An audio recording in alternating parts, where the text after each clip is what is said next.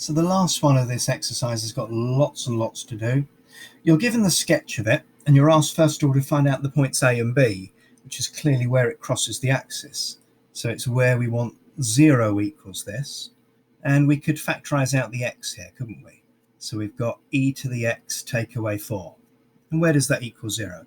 Well, either x is equal to 0, and I think that's quite clear. You can see that it's crossing the origin, or e to the x minus 4 equals 0.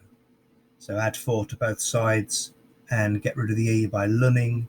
So here's our 2 points where it crosses the axis. X equals 0 and x equals ln 4. Now says we need to differentiate it. And differentiating it, got a spot here that we got a product.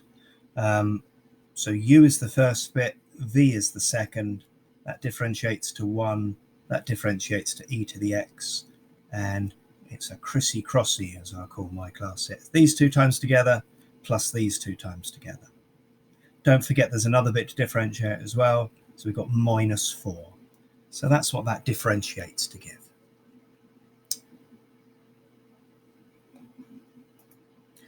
So now we're going to show that this, the stationary point, of course, at the stationary point, f dashed of x equals 0. So this whole thing equals 0.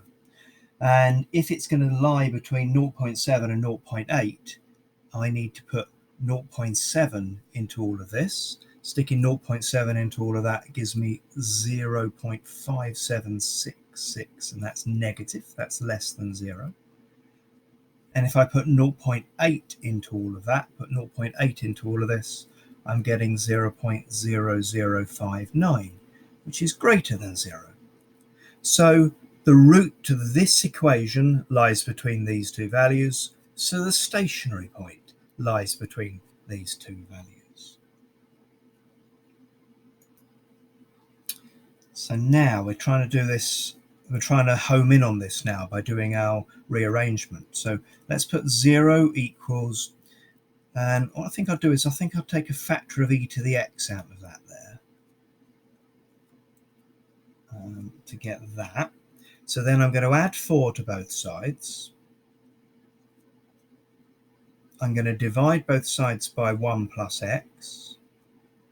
And so x is equal to the ln of 4 over 1 plus x. That's the iterative formula I'm going to use. And I'm going to start with x0 equals, they're starting us with 0. I've got x0 equals 0. And so x1, I've got 1.386. It wants 3 decimal places, doesn't it?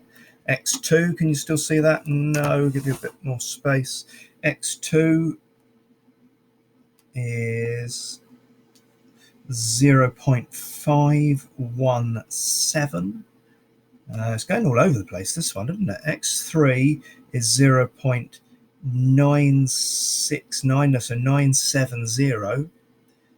And the fourth one they want as well. The fourth one is 0.708. So if you're drawing this one, it'd be interesting. It'd be one of the spider's web ones, rather a cobweb one, rather than the staircase, because it keeps going up on either side of it. But it still homes in. Look, eventually it gets there. It's going to get to about 0.799 eventually.